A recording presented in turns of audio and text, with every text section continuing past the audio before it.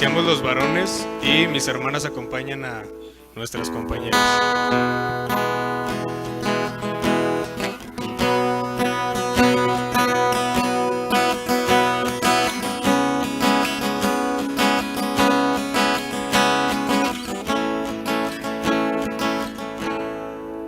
Desde el fondo del mar,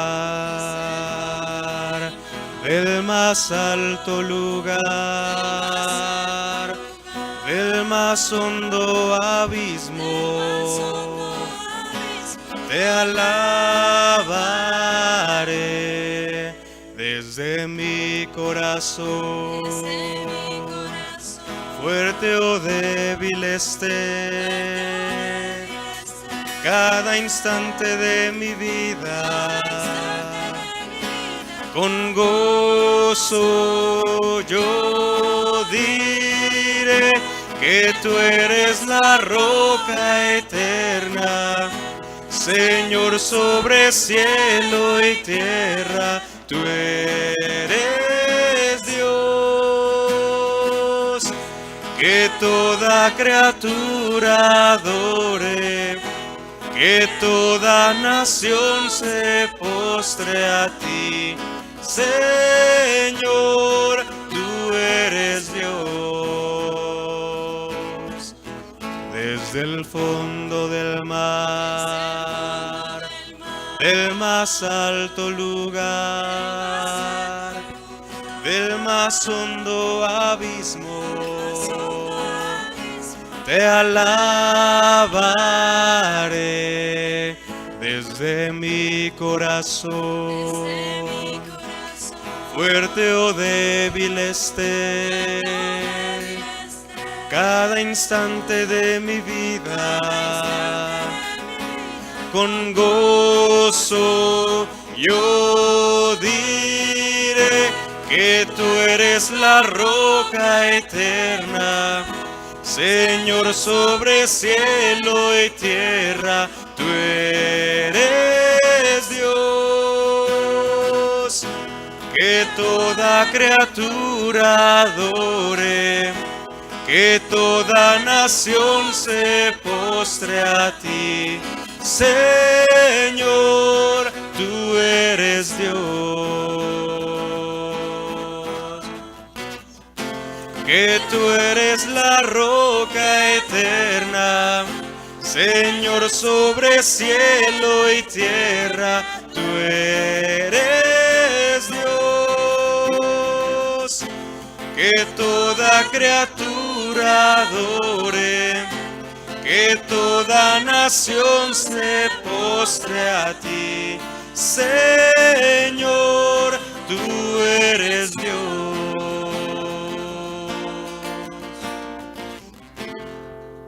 Dice el Salmo 112, 1 y 2. Bienaventurado el hombre que teme a Jehová, y en los mandamientos de Jehová se deleita en gran manera. Alabaré a Jehová con todo mi corazón, en la compañía y congregación de los rectos.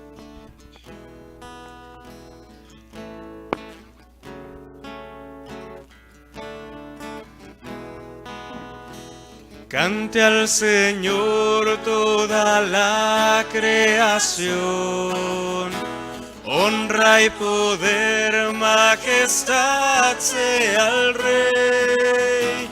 Montes caerán y el mar rugirá al sonar de su nombre. Canto con gozo al mirar tu poder, por siempre yo te amaré y diré, incomparables promesas me das, Señor. Todas mis hermanas.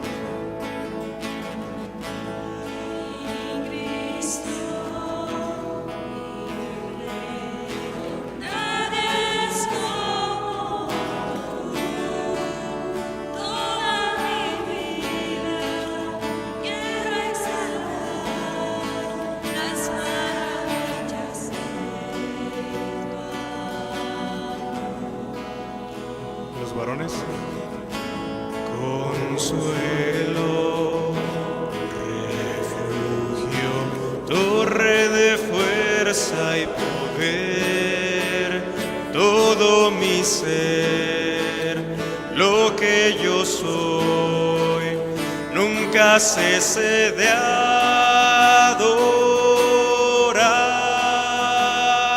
Todos cante al Señor toda la creación, honra y poder, majestad sea al Rey. Montes caerán y el mar rugirá al sonar de su nombre. Canto con gozo al mirar tu poder, por siempre yo te amaré y diré, incomparables promesas me das, incomparables promesas me das, incomparables promesas me das, Señor.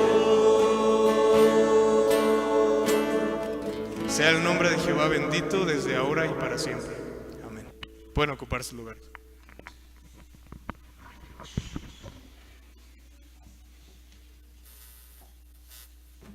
¿No te llena de paz, de confianza, de consuelo el saber que Dios tiene preparadas muchas promesas para ti? ¿No te llena de tranquilidad el saber que Él es y será por siempre? Dice el Salmo 18:2: Jehová, roca mía y castillo mío y mi libertador, Dios mío, fortaleza mía, en Él confiaré, mi escudo y la fuerza de mi salvación, mi alto refugio. Y en esta mañana vamos a orar por la vida de Diana y su esposo. En este día ella va a ser intervenida a las 5, ¿verdad, Ulrich? A las 5. Y pues vamos a orar para que los médicos pues hagan lo mejor para ella, que Dios se manifieste en este tiempo, y también pues por su esposito, porque pues él también la está llevando, ¿verdad que sí, hermano? Y bueno, llévate este versículo en tu corazón, lo voy a leer otra vez. Jehová, roca mía y castillo mío y mi libertador, Dios mío, fortaleza mía, en Él confiaré, mi escudo y la fuerza de mi salvación, mi alto refugio. Vamos a orar por esto. Te voy a pedir, Anel, si tú nos puedes ayudar en oración. Amén. Y bueno, seguimos todos contra los de primero. ¿Dónde están los de primero? No los veo ahora. Ok, muy bien. Germán, ¿sí está la presentación? ¿Sí? ¿Te la mandé? Bueno, les voy a explicar, hay reglas. Es para ver qué tan observadores o stalkers somos. Entonces, van a aparecer unas imágenes que son como zoom, demasiado zoom, de nuestras fotos de perfil. ¿Ok? Entonces, se trata de adivinar de quién es esa foto de perfil. ¿Ok? Entonces, los que las cambiaron ayer después de las 2 de la tarde, pues ni modo, ¿no? Yo puse la que estaba antes de esa hora, pero creo que no, nadie la cambió. Entonces, reglas. No se vale adivinar la mía, ¿no? La mía, porque obvio la voy a adivinar porque la reconozco fácilmente, ¿no? No se vale decir eso, ni tampoco decírsela al que está a un lado para que la diga por ti. 2, no se vale adivinar la de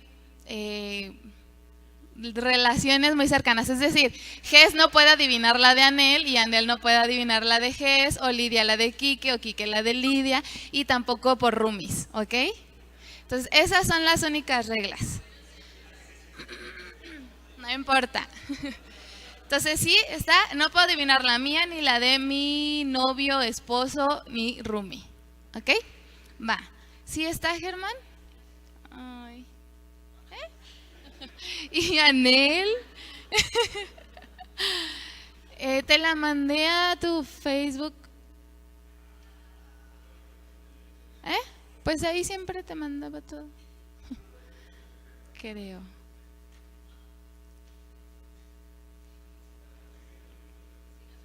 Ay, no tienes internet.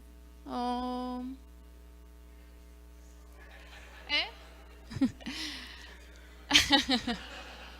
Tomar su lugar.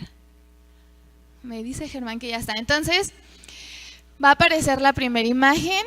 Quien la tenga se pone de pie y dice cuál cree que es. Espérame nada más tantito. Nada más hay una oportunidad. Si no es esa, pasa a la oportunidad del otro equipo o del otro bando.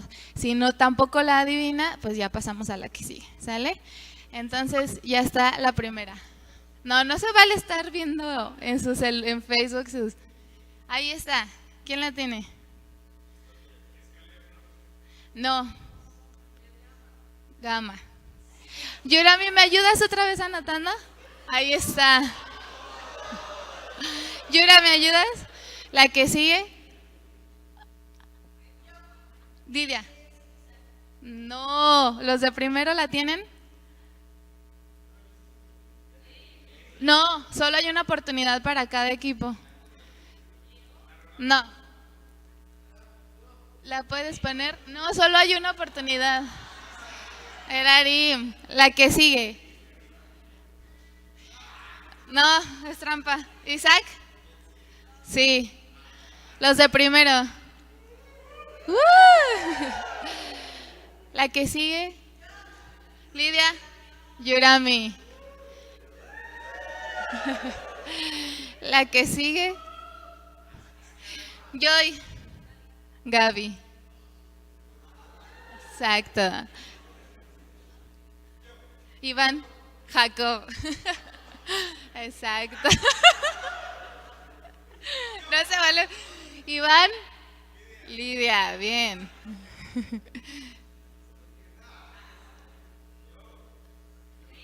Isaac. ¿Fue Isaac, no? ¿No tienes Facebook? Sí tienes. Anita. Joy. Vientos. La que sigue. ¿La que sigue? ¿Nadie? No. ¿Los de primero la roban? Ajá. ¿Los de primero? ¿No? ¿No? ¿La pones, Germán? La que sigue, por favor. Lidia. Ay, pero somos roomies. Cancelada. La que sigue. Lalo.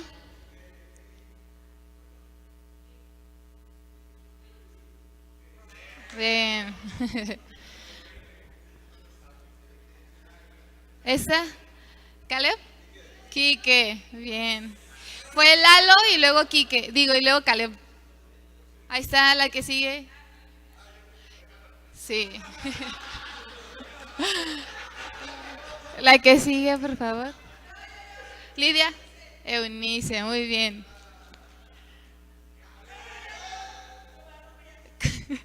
Juan Carlos.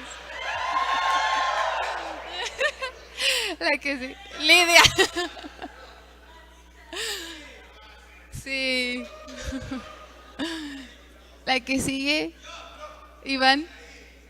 Sí. Ay, pero son roomies. Cancelada. ¿Caleb? No. No.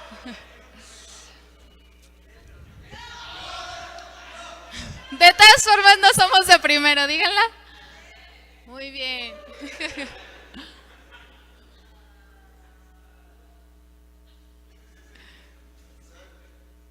A ver. No.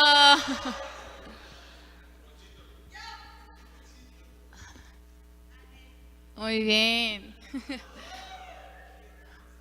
¿Esa? Muy bien.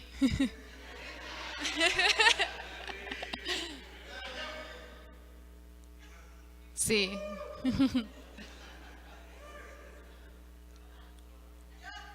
¿Lidia?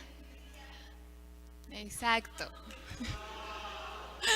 Que sí.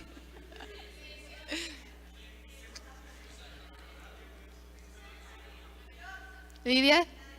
Lalo.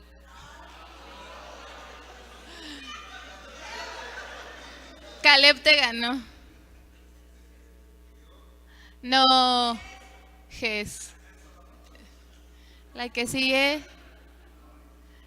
Caleb. Sí.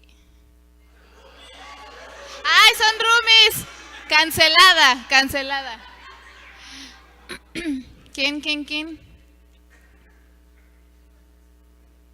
¿Quién falta?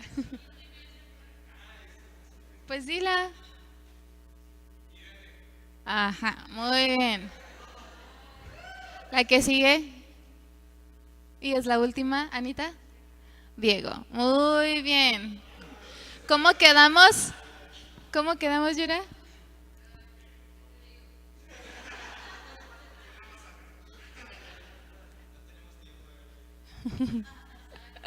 Lidia, me sorprendes. Escuchen.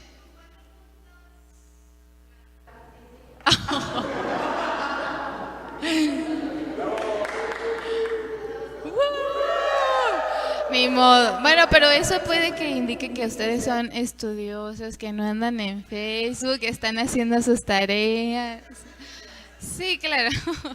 Vamos a poner atención, por favor. ¿Alguien me ayuda con este para bajársela al hermano?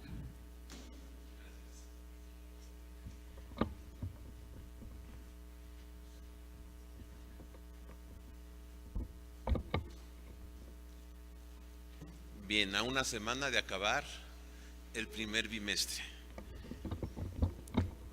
y llegando octubre, ya casi estamos en diciembre y se va el tiempo muy rápido. Vamos a orar. Gracias, Señor, en esta mañana por esta semana que nos permites concluir.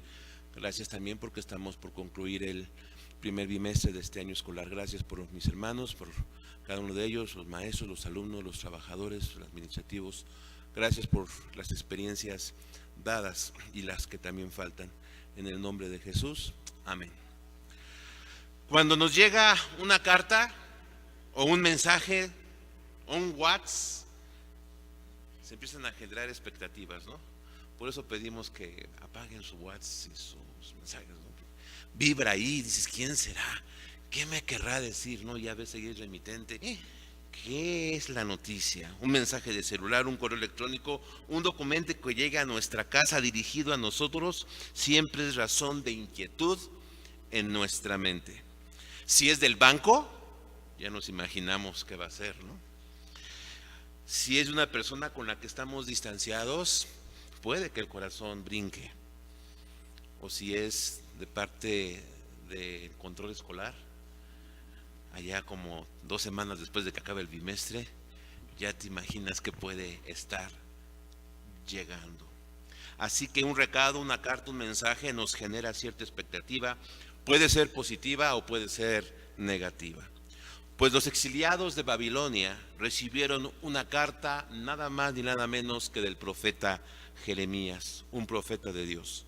El pueblo, que tenía poco tiempo de haber ido al cautiverio, esperaba pronto una oportunidad para poder regresar. Algunos de ellos se habían levantado proclamando que Dios muy pronto haría que regresaran. Obvio que al llegar la misiva del profeta se generó aún más expectativas. Era un profeta que estaba en Judá, que envía una carta a los que estaban cautivos en Babilonia, y obviamente se incrementó la expectativa. Sin embargo, el mensaje enviado sí era un mensaje de ánimo y esperanza, pero un mensaje de ánimo y esperanza realistas en medio de una situación complicada. Este mensaje, esta misiva de Jeremías, iba a generar esperanza, pero una esperanza realista. Muchas veces nosotros confundimos el optimismo con el idealismo exagerado. Y no estamos acostumbrados, y debemos de estarlo, a vivir con esperanza en medio de la realidad. Estamos igual, a no saber lo que sucederá, anhelamos fervientemente la salida de nuestras dificultades. Anhelamos que se acaben las situaciones complicadas por las cuales a veces pasamos. Un familiar enfermo de cáncer por meses y años. Unos padres ancianos a los cuales tienes que cuidar y tienes que estar junto con ellos por un prolongado tiempo. O digamos, tener un hijo con ciertas limitaciones de por vida. ¿Cuántas veces parece que la esperanza no existirá para nosotros en situaciones así?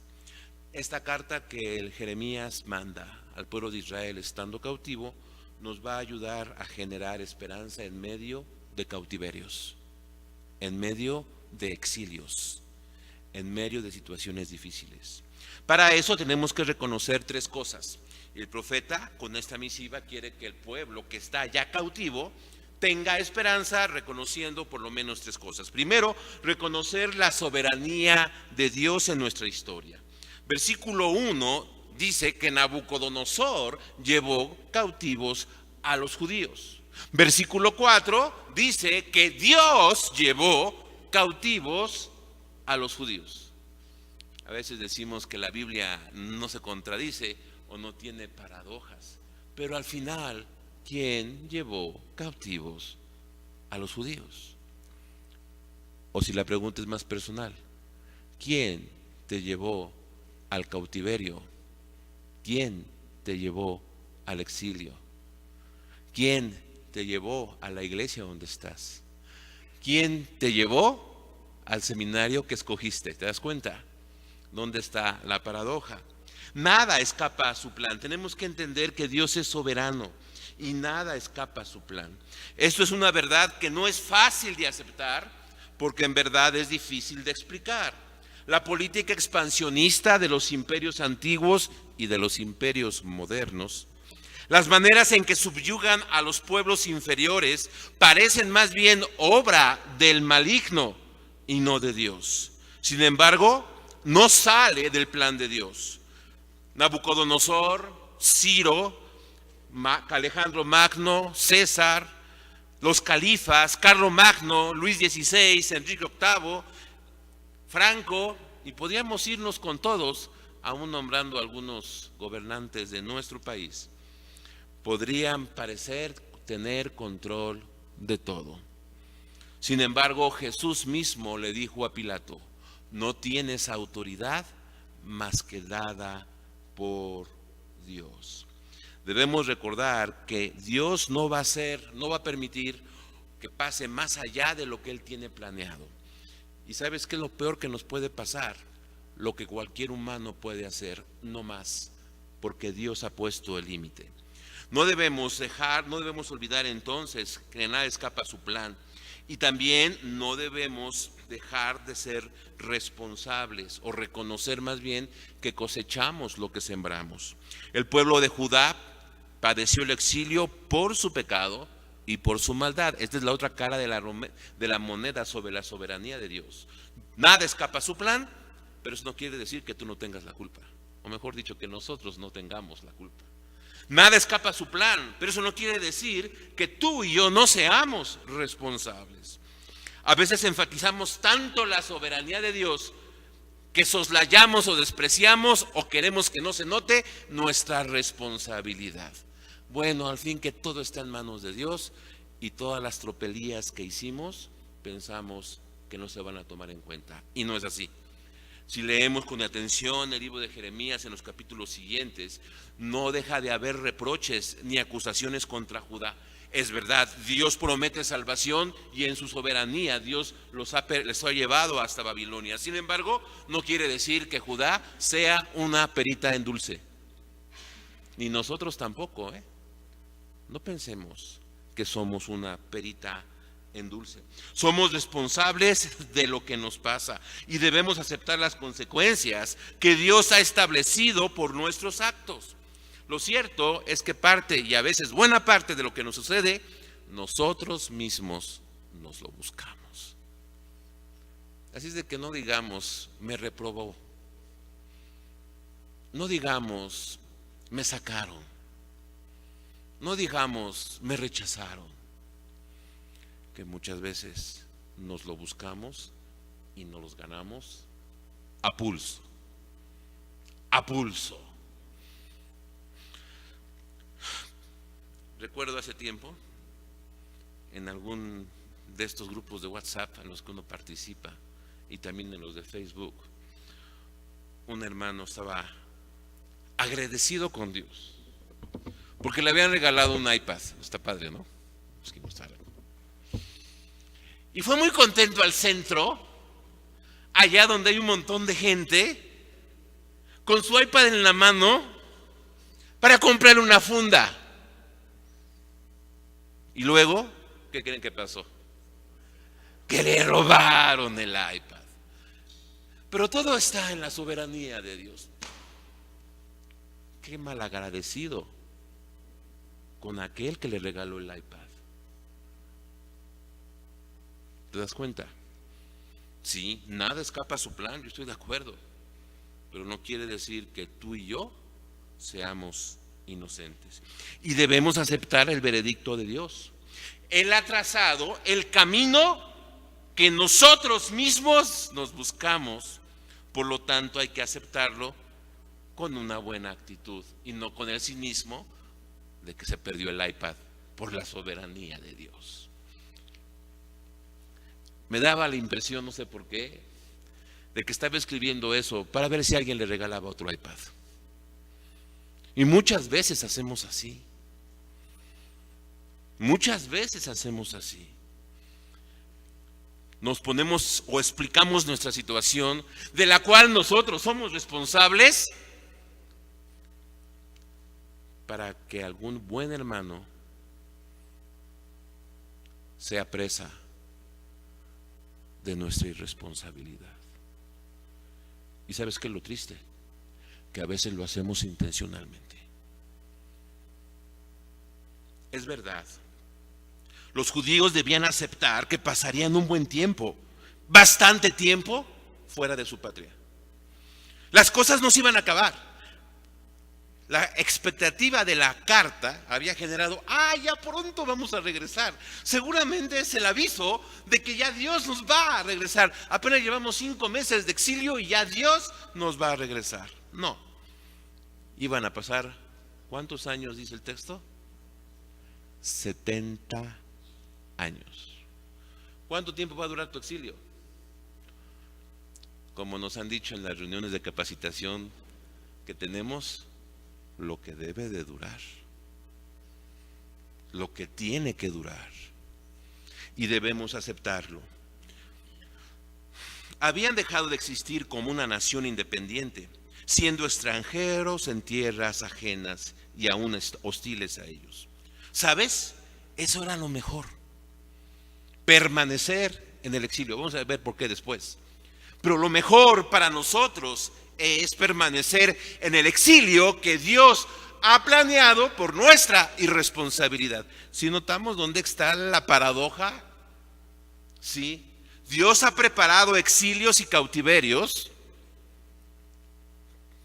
por nuestra irresponsabilidad. Quienes no aceptaron la voluntad de Dios padecieron sus consecuencias. ¿Te acuerdas del Éxodo? Salen, en 1 año y medio llegan a las fronteras de la tierra de Palestina, van a entrar, la famosa comisión que fue a espiar regresa, dicen no podemos, Dios los manda 40 años, luego dicen sí podemos, nos arrepentimos, perdónanos, y van a intentar conquistar y salen correteados. No van a entrar. Dios planeó 40 años por tu irresponsabilidad. Pero sabes, Dios caminó con ellos los 40 años. Y Dios caminó con este pueblo los 70 años. Dios fue con ellos en el desierto y Dios fue con ellos al exilio. Y Dios va con nosotros en nuestro cautiverio y en nuestro exilio. Y entonces eso genera esperanza. Es como cuando el padre castiga a su hijo y lo manda a la cama sin cenar y sin ver la tele y sin jugar su videojuego. Pero el papá va con el niño y tampoco cena, ni tampoco ve el videojuego, ni ve la televisión. Segundo aspecto que debemos reconocer nuestro deber en la historia. En el versículo 1 y 2 describe quiénes estaban en Babilonia. Quiero decirte que los que estaban en Babilonia eran la crema innata de la sociedad de Judá. En cierta manera, eran rehenes de primera clase en manos de Nabucodonosor. Era la costumbre de aquellos pueblos llevar cautivos a la gente más importante de la nación conquistada para poder entonces tener control sobre los demás. Todos ellos creían y esperaban un pronto retorno y se resistían a establecerse permanentemente en esas regiones. Sin embargo, por medio de esta carta, Jeremías, en un tono muy positivo, les anima a quedarse y a cumplir con su deber en sus lugares, en esos lugares. Así es de que por muy en el exilio que estemos y por muy en nuestro cautiverio que estemos, eso no significa que no hay responsabilidades que cumplir. Y la esperanza se va generando en la medida que cumplimos nuestras responsabilidades en medio de ese exilio que nosotros mismos nos hemos buscado. Hay un deber personal, dice el versículo número 6, cásense, eso como está padre, ¿no? Cumplir esa responsabilidad, ¿no? Cásense y tengan hijos e hijas, y casen a sus hijos e hijas, construyan casas y habítenlas, planten huertos y coman de su fruto, multiplíquense allá y no disminuyan. Ellos deberían ponerse a trabajar, a cumplir con lo cotidiano de la vida para subsistir y estar de la mejor manera. Yo no sé, cuando era niño y me levantaba en la mañana para la escuela y me sentía con gripa, ¿saben qué hacía mi papá y mi mamá? Me mandaban a la escuela y andaba un poco mareado. ¿Y sabes qué hacían mi papá y mi mamá? Me mandaban a la escuela, porque hay que cumplir responsabilidades, sientas como te sientas, suceda como suceda. Es difícil ir a trabajar cuando tienes un familiar en el hospital. Es difícil cumplir responsabilidad cuando traes un dolor muy fuerte y no sabes qué es, pero hay que cumplir la responsabilidad. Ponte a hacer lo propio para crecer en la medida de las oportunidades que Dios nos va a dar. Todos estos mandatos, fíjate, tienen que ver con la normalidad de la vida. Habría que prepararse para vivir allá exiliados por un largo tiempo. Pero hay otro mensaje fundamental. Dios iba a bendecirles en el exilio. Iban a tener lo esencial para vivir: comida, techo, descendencia, la bendición de tener hijos y ver a sus hijos casarse y tener nietos es una evidencia de la bendición de Dios en ellos. Lo cierto es que cuando los judíos entendieron esto y comenzaron a ser responsables, aprendieron a vivir en el cautiverio. Y sabes, al menos de aquí hasta que nos muramos, tenemos que aprender a vivir en el cautiverio. Y tenemos que aprender a cumplir con las responsabilidades, y Dios nos va a bendecir en el cautiverio. Que estuvieron cautivos no les quitó la posibilidad de prosperar. Lo cierto es de que somos demasiado delicaditos y pensamos que para prosperar necesitamos estar bien, necesitamos estar en relax, necesitamos estar sin presión alguna. No. Las grandes cosas y prosperar en grande demanda aprender a cumplir responsabilidad aunque te estés muriendo. Sí, hubo una vez que no me mandaron a la escuela cuando me enfermé. Y es porque cuando me levanté me desmayé y ya no supe de mí. Hasta como a las 3 de la tarde y al otro día, ¿qué crees? A ir a la escuela. Cuando vino la destrucción de Jerusalén en el año 70 después de Cristo, ¿sabes? Eso no fue problema para la continuidad del pueblo judío. Ya estaban acostumbrados a vivir en el exilio. Y en cierta manera, si los judíos como tal, como nación, permanecen hasta ahora, es porque están acostumbrados a vivir en el exilio. De allí la bendición de tener hijos en el exilio era una señal de la presencia de Dios. Pero también hay un deber social. Dice el versículo número 7, además, o sea, no nada más cumplan su responsabilidad para beneficio de ustedes. Dice, además, ¿qué? Busquen el bienestar de la ciudad a donde les he deportado y pidan al Señor por ella, porque el bienestar de ustedes depende del bienestar de la ciudad. Debemos buscar el bienestar de la ciudad donde vivimos en cautiverio. La palabra shalom es la que aparece aquí. Parece inconcebible. ¿Cómo es que voy a buscar la paz de mi enemigo? Pues sí. ¿Cómo voy a buscar la paz y el bienestar de quien me oprime? Pues sí. Por eso cuando algunos así medio se alocan y dicen vamos a protestar y hacer el desorden, no es el camino, al menos no en este texto. ¿Cómo podrían olvidar la devastación de su pueblo? ¿Cómo podrían orar por el bienestar de los que los habían llevado cautivos, privándoles de su libertad, de sus familias, de su rey, de su templo y de su tierra? Pero así Dios está insistiendo en que busquemos el bienestar. ¿Dónde estamos? Versículo número 11. Porque yo sé muy bien los planes que tengo para ustedes, afirma el Señor, planes de bienestar. Note la misma palabra. Varias veces aparece esa palabra aquí. El shalom de Dios, el pueblo que ora por sus enemigos y busca el bienestar. Era algo poco practicado en aquellos tiempos. Era inconcebible que los judíos oraran por aquellos que los habían llevado cautivos. Aunque es cierto que algunos salmos imprecatorios van hacia la otra corriente. La carta de esperanza es: busquen el bienestar de todos. Por muy en exilios que estemos, en estos tiempos nuestro deber es llevar paz y bienestar a quienes nos rodean, aunque nos hayan llevado cautivos. Los otros profetas, había otros profetas por ahí, tanto los que se quedaron en Palestina como los que estaban en Babilonia, instaban a la rebeldía, a la alianza con otras naciones, como con Egipto, por ejemplo, para promover la insurrección contra Babilonia y así salir del exilio. Jeremías anunciaba que esa no era la voluntad de Dios, sino al contrario, buscar el bienestar de la sociedad donde estaban. Por sobre nuestros cautiverios y problemas que podamos tener, hay un deber mayor: ser bendición a los demás.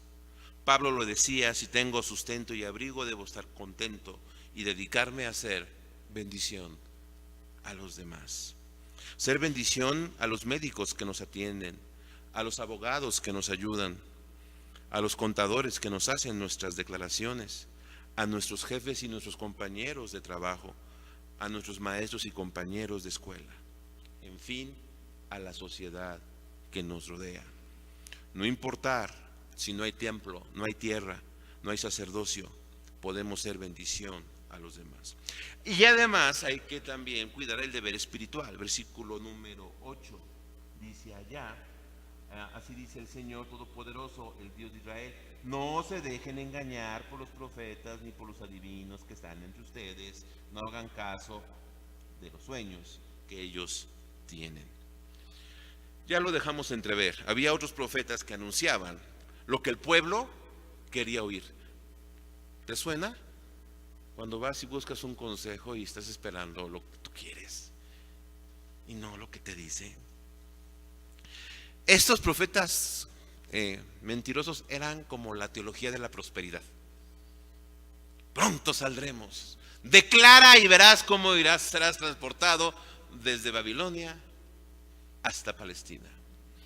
Y a veces suena bien, como quisiéramos salir rápidamente y sin mayor esfuerzo de donde estamos.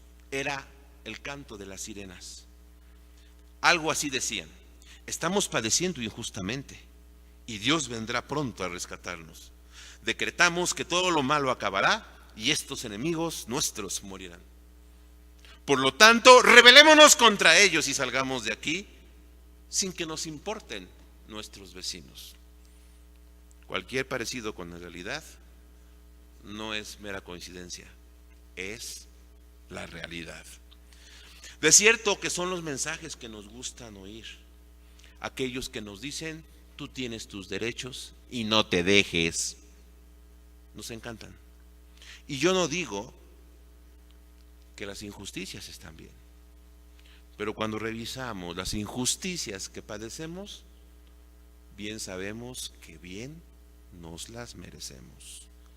Y entonces ya no son injusticias, es lo que nos corresponde.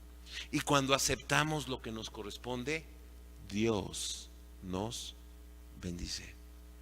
Cuando el pueblo de Israel aceptó que el cautiverio y el exilio era lo que le correspondía, eso fue medicina para ellos. No solamente entonces daba una esperanza falsa al pueblo, sino que ponían en peligro la vida de los cautivos, porque incitaban a la rebeldía y los que se rebelaron se murieron. Por eso a Jeremías lo acusaron como de traidor. Y en cierta manera Jeremías continuó vivo porque aceptó que el exilio era la voluntad de Dios. Reconocer el plan de Dios y su soberanía. Reconocer nuestra responsabilidad en medio de todo esto. Pero hay algo más que tenemos que reconocer. Reconocer que necesitamos paciencia. Versículos 10 al 14. Dice el Señor: cuando Babilonia se le hayan cumplido los 70 años. ¿Te imaginas aquel que se fue cautivo como a los 50? No, pues ya no le tocó. ¿Sí? Si tenías como 10, pues así, quizás te cansaba, ¿no? Los 80. Dice: yo los visitaré y haré honor a mi promesa en favor de ustedes. Y les haré volver a ese lugar. Porque yo sé muy bien los planes que tengo para ustedes, afirma el Señor, planes de bienestar, no de calamidad, a fin de darlos un futuro y una esperanza. Entonces, ¿cómo dice? Entonces dirían por ahí, ¿no? Entonces, repito, entonces, eso es un adverbio de tiempo. Entonces, ¿cuándo es? Cuando acaben los 70 años. Entonces ustedes me invocarán y vendrán a suplicarme y yo los escucharé. Me buscarán, entonces me buscarán y me encontrarán. Cuando me busquen, ¿qué? De todo corazón.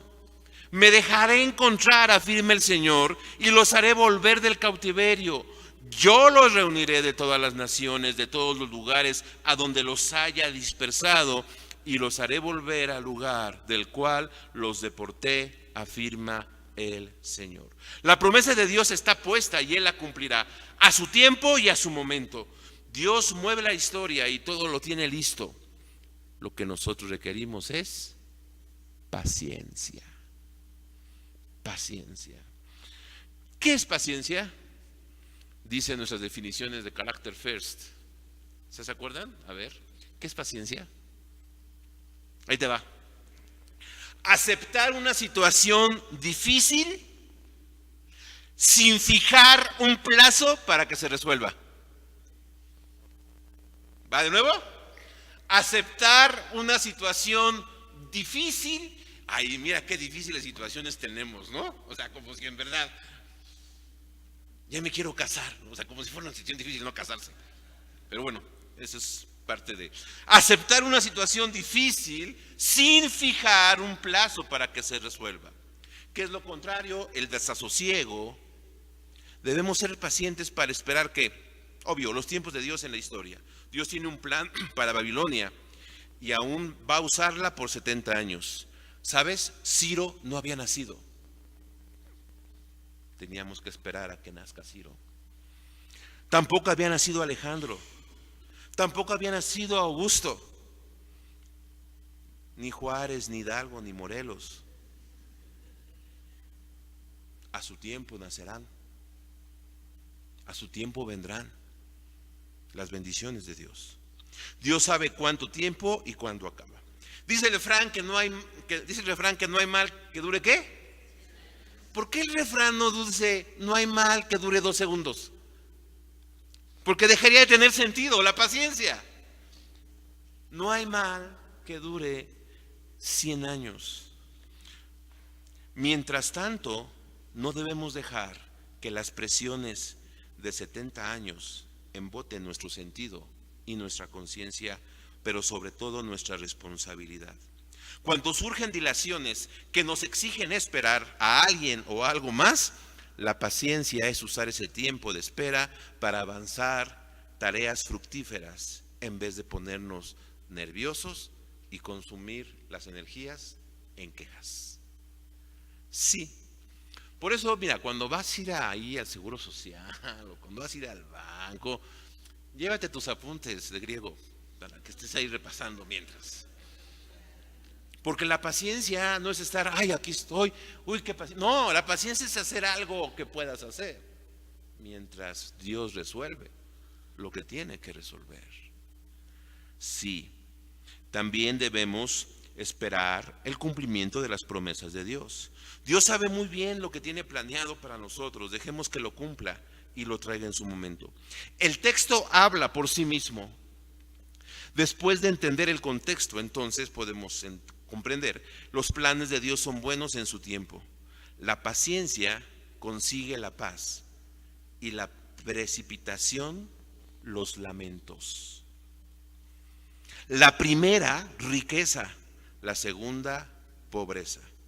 Eso lo dijo Salomón Iván Gavirol. ¿Quién es ese, no?